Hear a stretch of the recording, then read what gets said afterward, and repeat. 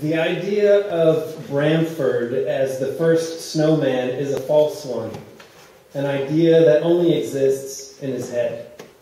In fact, every snowman thinks of himself as the first one. It's this thought that allows them to continue going the way they do day after day, whether it's Christmas time or not. To see a snowman in January is to see figures stripped of their purpose, to gaze on winter trees, leafless, ragged, and tired. One morning, Bramford took a final drag from his stubby, gnarled cigarette, dislodged himself from the doorway of his home, and fell into a sequence of precariously balanced steps that spit him down the driveway like a throat lozenge falling out of a coughing mouth and onto the ground. He lit up another on his walk down to the post office. Snowmen neighbors likely waved their spindly twig fingers, probably disappointed to see him smoking again. He cleared his throat. For a snowman, holding a cigarette was like a complex math problem, or else some kind of bizarre structural engineering equation. And always, always the closeness of danger that he might light his stick hand on fire was only ever ameliorated by the fact that it was connected to his snowball torso by way of a makeshift, impossible shoulder, but one that made a fine retardant to anything engulfed in flames. He tried to slow his walk down slightly and took another drag. Sitting down to smoke was far more pleasant than walking, but getting two things done at the same time was a pleasure all its own. Many of the houses he walked past still had their Christmas lights up. He could sense them decorating the roofs, just waiting for night to fall again before they could achieve a vague holiday glory.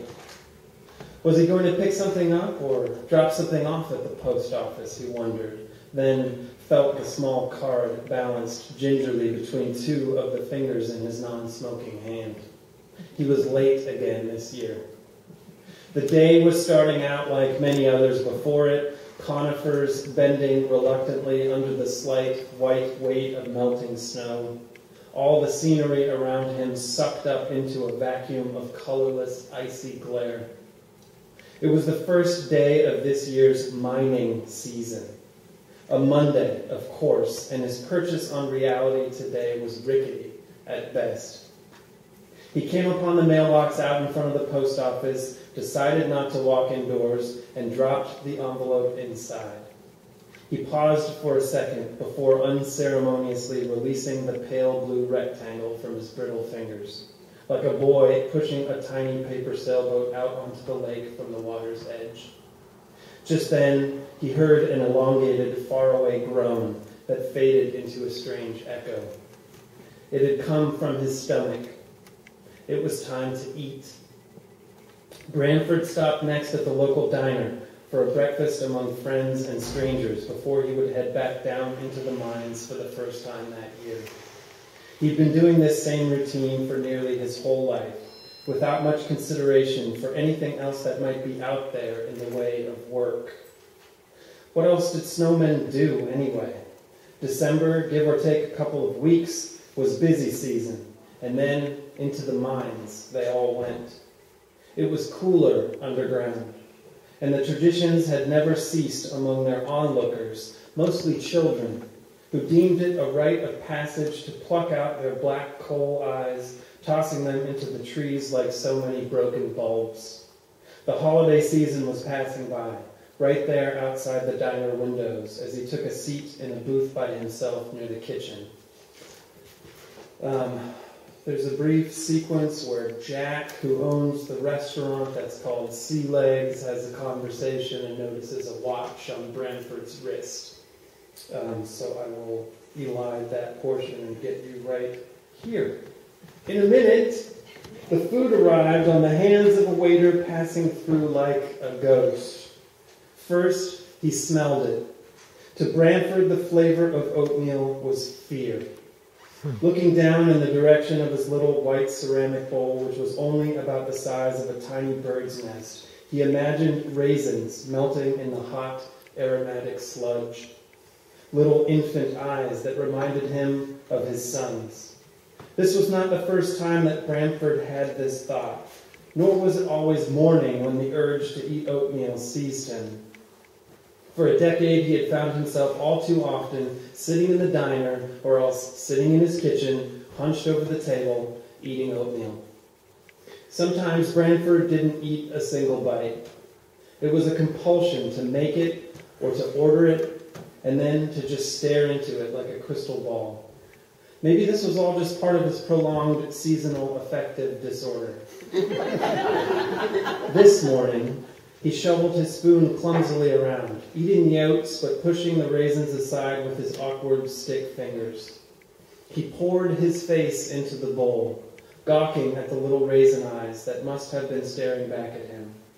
It wasn't so much that life was a mystery to the snowman. Instead, the mystery, most of the time, was his life. Branford reached tentatively for his glass of ice water, stabbed around inside for a second, and plucked out an ice cube.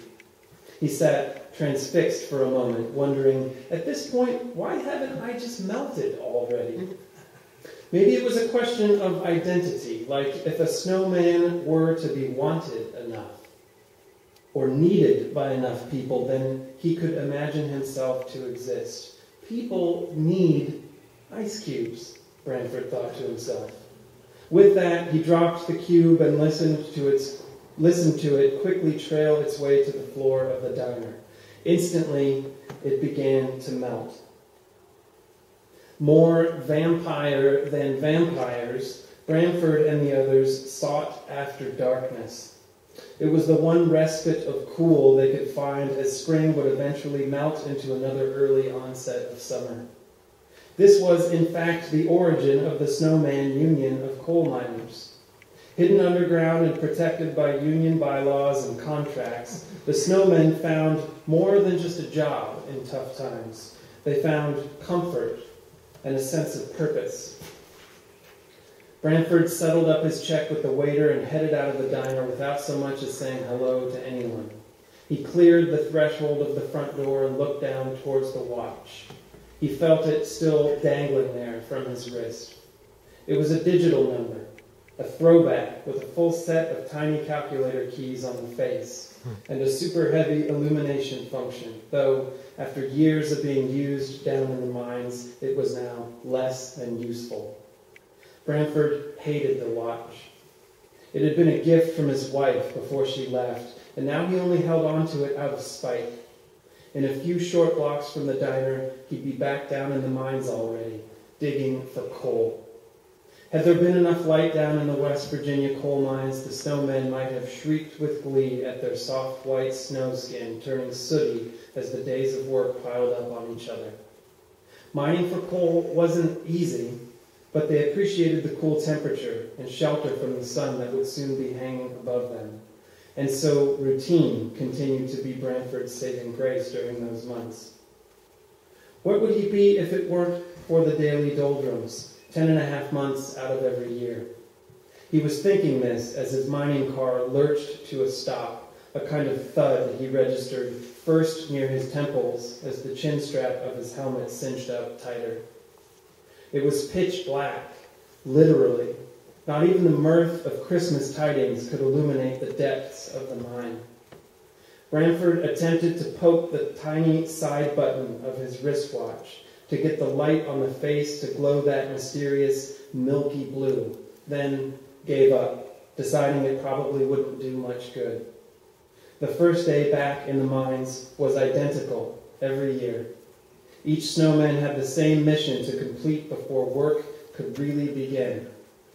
He stumbled out of the mining car with a raucous commotion of limbs. Then, tripping slightly, went down on all fours, hungry to find his eyes again. Thank you.